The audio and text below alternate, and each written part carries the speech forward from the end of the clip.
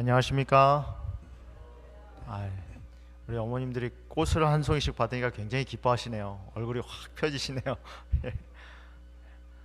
우리 찬양을 통해서 우리의 마음을 우리 하나님을 바라볼 수 있도록 인도해주신 찬양대원님들께 감사드립니다. 제가 손님 소개할 때는 못 뵀는데 우리 박순자 지사님 오늘 함께 예배하게 돼서 반갑습니다. 어서 오십시오. 네. 환영합니다. 어서 오십시오. 저는 오늘 시편 150편에 있는 말씀을 가지고 호흡이 있는 자마다 여호와를 찬양할지어다, 호흡이 있는 자마다 여호와를 찬양할지어다 라는 제목으로 하나님의 말씀을 나누겠습니다. 여러분, 로마서는 하나님을 믿는다는 것이 무엇인지 이제 가르쳐 주는 책입니다. 로마서는 하나님을 믿는 사람이 어떻게 이제 구원을 받는지에 대한 책이에요. 그게 로마서죠. 우리가 잘 아는 믿음으로 말미암는 의에 관한 책입니다. 바울은요, 책을 쓸 때 굉장히 논리적이에요. 그래서 바울 서신을 보면 대부분 어떻게 구성되어 있냐면 이유가 나오고 그 이유에 따라서 살아야 되는 삶이 나옵니다. 로마서도 구성이 똑같아요. 앞부분은 뭐죠? 하나님이 우리를 이렇게 구원해 주셨다라는 내용이에요. 뒷부분은 뭐예요? 그렇게 구원해 주셨기 때문에 우리는 이렇게 살아야 된다라는 내용입니다. 그러니까 로마서를 연구하다 보면 우리는 하나님을 믿는다는 것, 하나님께 구원받은 사람은 이렇게 살아야 되는구나 라고 깨닫는 게 로마서의 결론입니다. 그 결론을 가장 잘 말해주는 성경절이 뭐냐면 로마서 12장 1절이에요. 여러분, 로마서 12장 1절 다 많이 외우시죠? 여러분이 너무나 잘 아는 말씀입니다.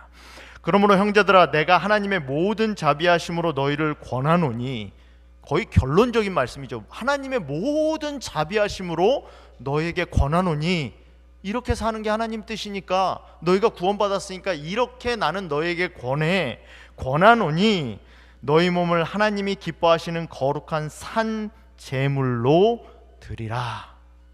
어떤 제물이요? 살아있는 제물이요. 하나님께 드려져 있는 인생은 죽은 인생이 아닙니다. 살아있는 인생이에요. 죽은 동물은 어떻게 해요? 움직이지 않아요. 딱딱해집니다. 근데 살아있는 짐승은 어때요? 딱딱하지 않아요. 물렁물렁하죠. 자기 스스로 움직여요. 하나님께서 원하시는 제사는 죽은 제사가 아니에요. 살아있는 제사예요. 그러면서 뭐라고 말하느냐? 이는 너희가 드릴 영적 예배니라. 다시 말해서 바울은요, 하나님께로부터 구원을 받은 사람의 삶을 딱 한 단어로 정의합니다. 예배라고 정의해요. 예배는 뭐예요? 하나님을 하나님으로 믿는 사람들의 삶을 예배라고 해요.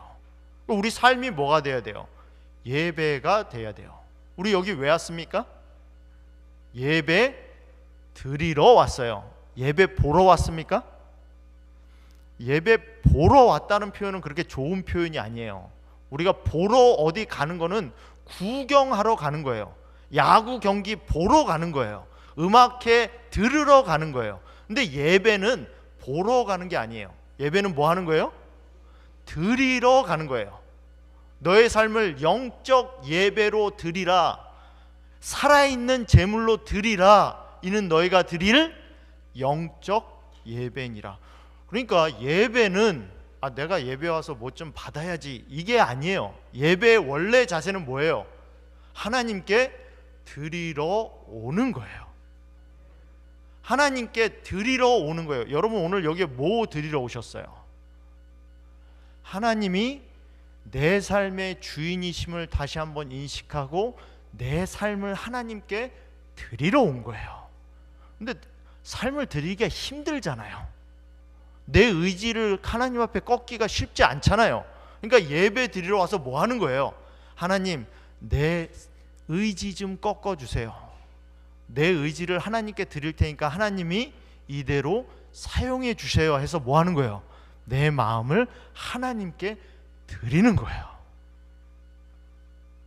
그러니까 여러분, 예배를 드리신 다음에는 하나님께 드린 그 인생을 하나님께 다시 받아서 하나님의 뜻대로 살아가는 게 예배예요. 내가 오늘 하나님께 내 마음을 드렸으면 뭐 한 거예요? 예배 참 잘 드린 거예요. 예배 드리러 오셨어요? 보러 오셨어요? 예배 드리러 오셨어요. 오늘 우리 마음이 하나님께 잘 드려졌으면 좋겠습니다. 우리의 의지와 우리의 뜻이, 우리가 참 이 삶을 살다가 하나님하고 자꾸 싸우잖아요. 그죠? 나는 일로 가고 싶어요. 근데 하나님이 자꾸 이리로 가라고 그래요. 그럼 어떡하죠? 하나님이랑 줄다리기 해요. 불편하죠? 그러니까 하나님한테 안 꺾이려고 자꾸 줄다리기 해요. 이 시간은 좀 하나님께 드리는 시간이 됐으면 좋겠어요. 내가 하나님 앞에 내 의지와 마음을 드리고 하나님이 인도하시는 길을 한번 따라갈 수 있도록 결심하는 시간이 됐으면 좋겠습니다. 근데 예배 드리는 것, 그 예배라는 표현과 동의어가 성경에 있어요. 그 동의어가 뭔지 아십니까? 그게 찬양이에요. 찬양. 찬양은 곧 예배예요. 오늘 여러분들과 찬양에 대해서 좀 이야기를 나누려고 해요. 성경에서는 찬양 드린다는 말이 시작부터 끝까지 나와요. 창세기부터 시작해서 계시록까지 나와요. 하나님을 믿는 사람들은 항상 하는 게 찬양이에요. 오늘 저녁에 우리가 찬양 예배를 드려요. 찬양 예배라고 그러니까 여러분들이 저한테 물어보세요. 오늘 누가 나와서 연주를 합니까? 누가 나와서 바이올린 연주하고 뭐 찬미 부릅니까? 나오는 사람 없어요. 그냥 우리가 지금 이렇게 예배를 하나님 앞에 드리듯이 찬양 예배라는 것은 하나님께 노래를 통하여, 음악을 통하여 하나님께 영광과 감사와 찬송을 드리는 거예요.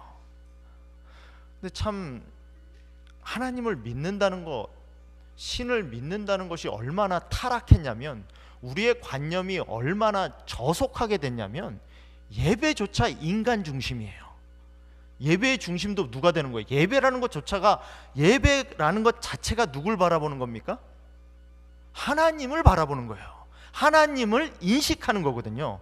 하나님이 날 구원해 주셨습니다. 하나님이 나를 창조해 주셨습니다. 하나님 아버지 감사합니다. 이게 예배예요. 이게 예배인데 우리는 예배조차도 뭐예요? 내가 받아야 될 것, 내가 누려야 될 것, 그걸 중심으로 우리는 예배를 드린다고 모여요. 근데 찬양은 그렇지 않아요. 찬양의 주제는 누구죠? 하나님이에요. 찬양의 대상은 누구죠? 하나님이에요. 그래서 시편 마지막 절, 시편이 뭐예요? 시편이 다 노래잖아요. 노래 가사를 다 시로 적어놓은 게 시편 아닙니까? 시편의 맨 마지막 장, 마지막 책, 마지막 절이 뭐예요? 호흡이 있는 자마다 여호와를 찬양할지어다 할렐루야. 여러분, 그게 예배의 결론이에요. 호흡이 있으면 뭐 해야 된다는 거예요? 하나님을 찬양해야 된다는 거예요. 시편의 내용을 읽어보면 왜 하나님을 찬양했는지, 왜 하나님께 영광을 돌려야 되는지 이유가 나와 있는 게 시편의 내용이에요. 여러분, 시편에서, 시편을 마무리하면서 시편 기자가 한 말은 축복을 받은 사람은 하나님을 찬양할지어다 이렇게 말하지 않았어요. 구원을 받은 자는 하나님을 찬양할지어다 이렇게 말하지 않았어요. 병이 난 사람은 하나님을 찬양할지어다 이렇게 말하지 않았어요. 사업에 성공한 사람은 하나님을 찬양할지어다 이렇게 말하지 않았어요. 뭐라고 말합니까? 호흡이 있는 자마다 여호와를 찬양할지어다. 뭐예요? 호흡은 누가 하죠? 산 사람은 누구나 다 호흡해요. 보편적인 거예요. 호흡하지 않는 사람이 있습니까? 호흡하지 않는 사람은 없어요. 그만큼 하나님을 찬양한다는 것은, 하나님을 경배한다는 것은, 하나님을 예배한다는 것은 뭐 한 거예요? 자연스러운 거예요. 맞습니까? 하나님께 왜 감사를 드리죠? 하나님께 왜 찬송과 영광을 드립니까? 하나님이니까. 여러분, 지난 5월 8일에 교황이 선출되는 모습을 보셨습니까? 교황이 선출되기 전부터 Long live Pope, Long live Pope, 교황 만세를 그냥 앞에서 부르고 있더라고요. 교황이 선출된 다음에 교황이 선출됐다, 우리에게 교황이 있다라는 선포가 있으니까 사람들이 뭐예요? 환호해요. 교황의 이름을 다 이제 어느 정도 아실 거예요. 하도 뉴스에 나와서. 우리 대총 회장님 이름 아시는 분 계십니까? 대총 회장님이 언제 선출되신지는 혹시 아세요? 우리 대총 회장님이 메릴랜드 출신이란 건 아십니까? 뭐 대총 회장님이 우리의 예배의 대상은 아니에요. 그렇지만 이 타코마 팍에서 태어나셨어요. 거기 나오는 사람들이요 다 울어요. 교황이 선출됐다니까 울면서 앞으로 교황이 우리에게 줄 구원과 세계 평화를 위해서 이제 희망이 생겼습니다. 교황이 선출되면 세계 평화가 이루어지나요? 세계가 번영하고 모두가 평화롭고 공존할 수 있는 아름다운 세상으로 변해요? 사람들은 그걸 교황에게 기대하더라고요. 열광해요. 여러분, 누군가를 찬양하는 것은 사람의 기본적인 본능이에요. 본성이에요. 여러분, 우리가 이정우만 보면 어떡합니까? 이야, 야구 좋아하시는 분들은 이정우만 보면, 이정우가 누군지 모르시나요? 저만 아나요? 야구 선수 있잖아요. 요새 야구 잘하는 한국 선수, 나가기만 하면 안타 치는 3할 때면 대단한 거거든요. 이정우만 나오면 다 뭐하죠? 열광해요. 우리 아이들 같으면 뭐예요? BTS만 나오면 열광하죠. 네. 사람은 보통 자기가 좋아하고 자기를 끌리고 그런 것에 열광하게 되어 있어요. 근데 성경은 우리가 찬송과 영광을 드려야 될 대상은 한 분이라고 말을 해요. 그분이 누구예요? 하나님이에요. 여러분은 오늘 이 자리에 오셔서 하나님께 영광과 찬송을 돌리셔야 돼요. 그게 하나님이 지어놓으신 피조물의 당연한 이유예요.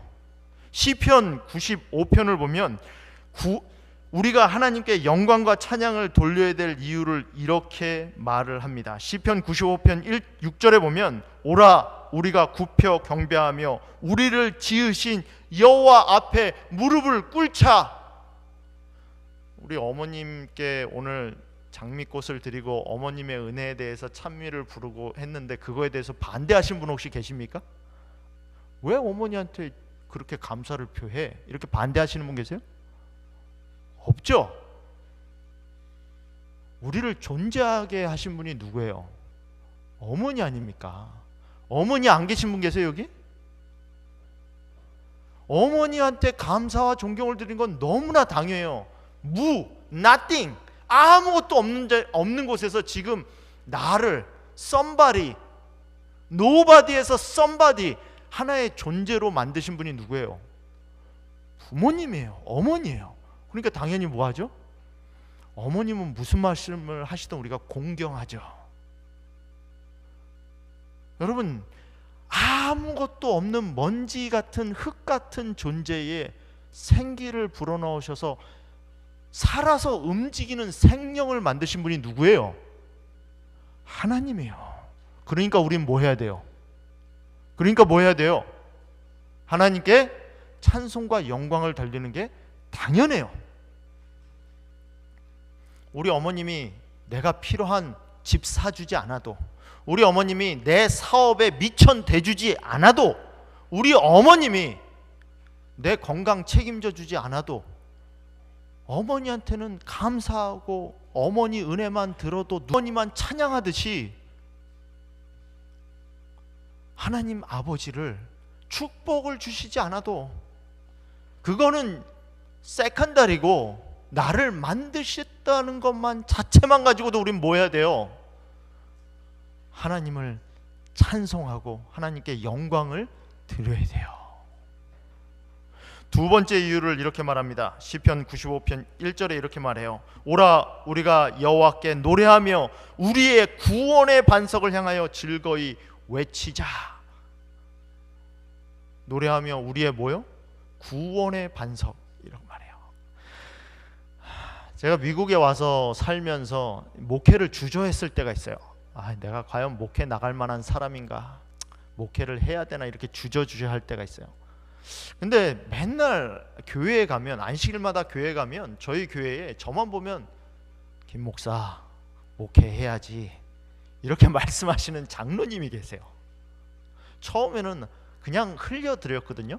근데 매주마다 저만 보시면 하신 말씀이 김 목사 목회해야지. 이분은 뭐 하는 거죠? 이분은 저에 대한 믿음이 있는 거예요. 삶을 어떻게 살아야 되는지에 대한 비전을 보시고 꿈을 보시면서 어떻게 살아야 될지 저한테 말씀해 주시는 거예요.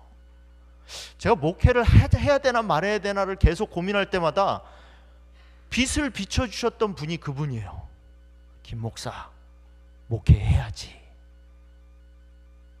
제가 태어난 건 이렇게 태어났지만 제가 목회자로 일어설 수 있게 하신 분은 그분이세요.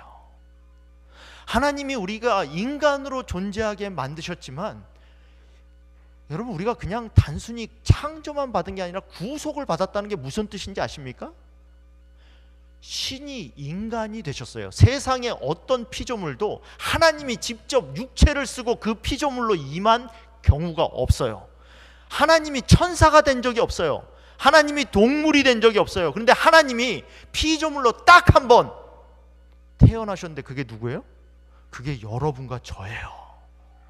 예수님이 만들어 놓으신 구원은 단순히 인간을 죄에서 구속해 놓으신 게 아니에요. 영원히 살 수 있는 육체로 만드는 게 아니라 신이 인간이 되셔서 그 인간의 형상을 지금도 가지고 계세요.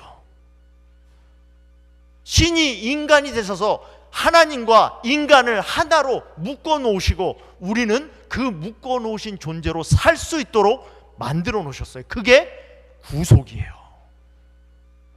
여러분, 구속은 창조하는 또 다른 개념이에요.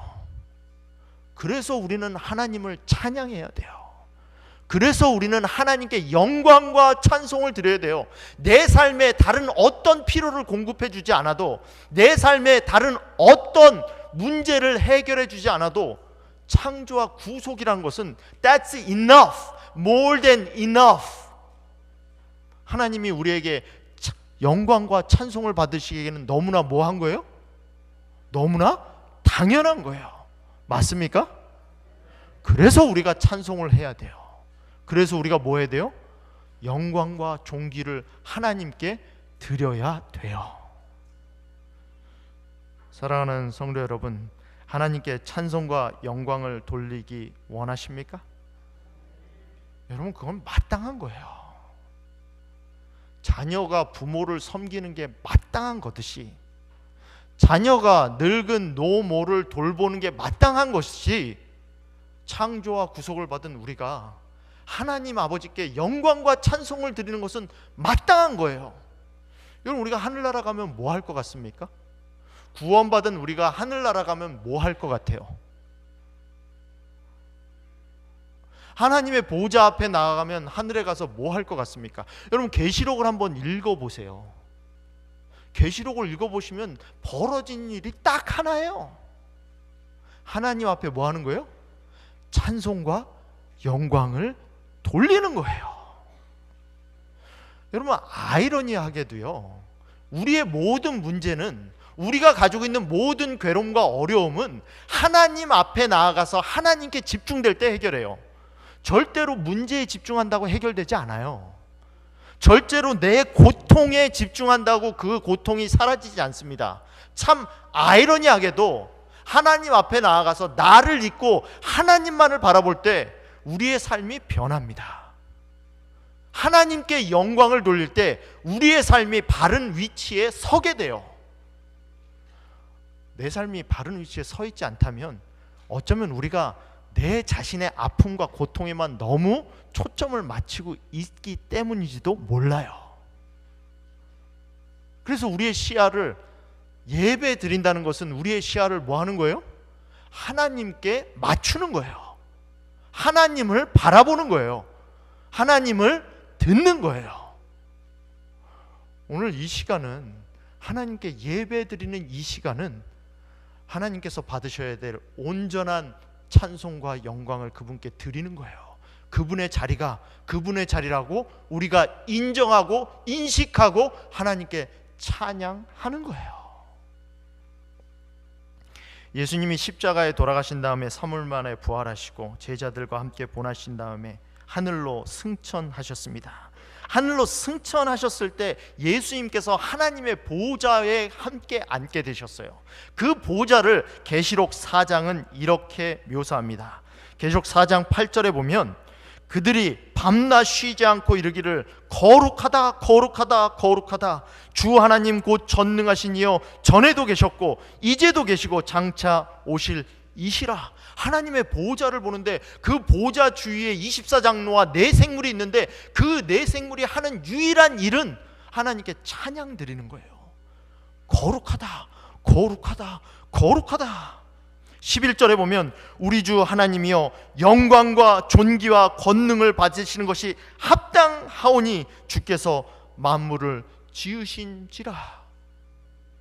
여러분, 보좌 주위에서는 토론이 없습니다.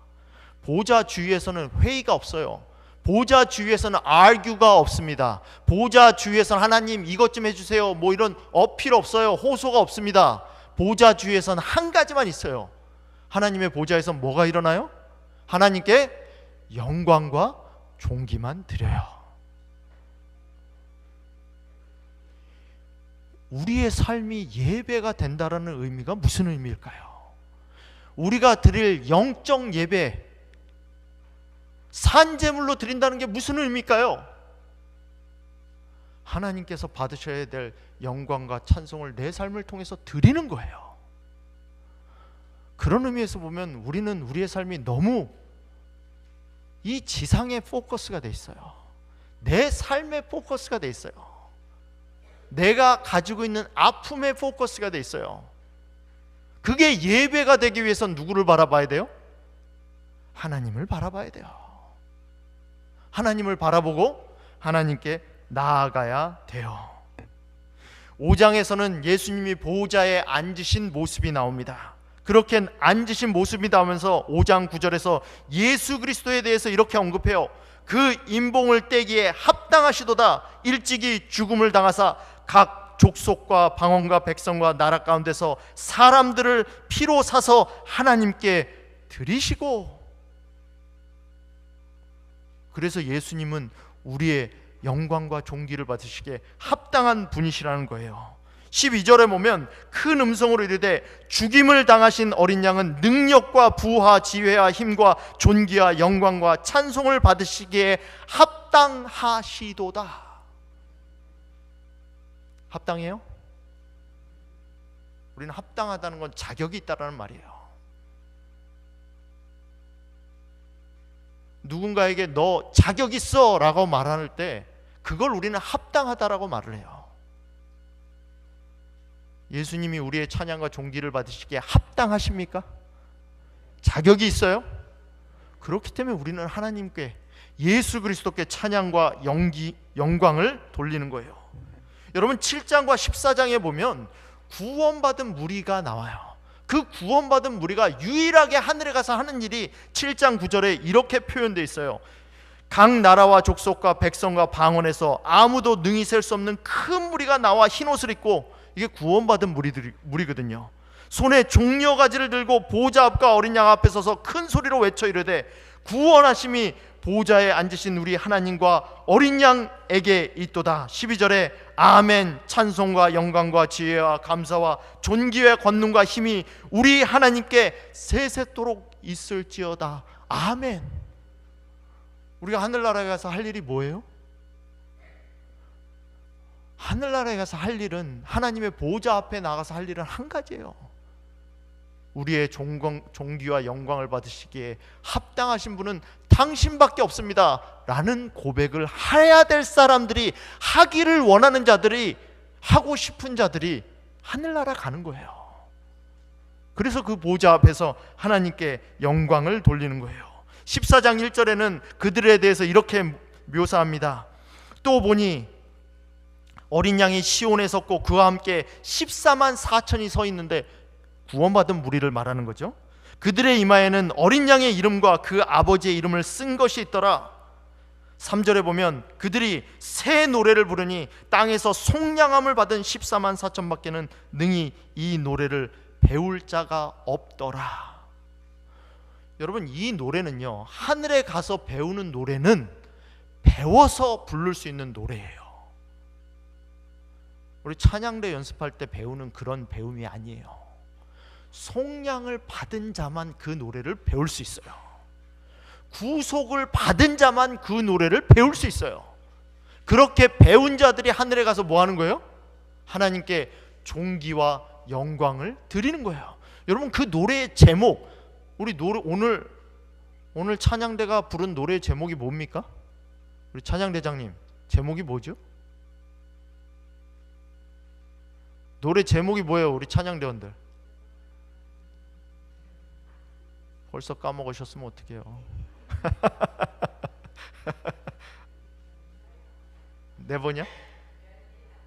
내보냥 멸리 남았나, 그게 제목이에요. 계시록 15장에 보면 하늘에 올라가서 부르는 노래의 제목이 나와요. 무슨 노래를 부를지도 제목이 나와요. 어떤 사람이 부를지도 나와요. 그 사람들은 어떻게 그 노래를 배울지도 나와요. 구속받은 사람만 배울 수 있는 노래고, 그 노래의 제목은 15장 3절에 이렇게 나와요. 하나님의 종 모세의 노래, 어린 양의 노래. 노래의 제목이 뭐예요? 모세의 노래, 어린 양의 노래.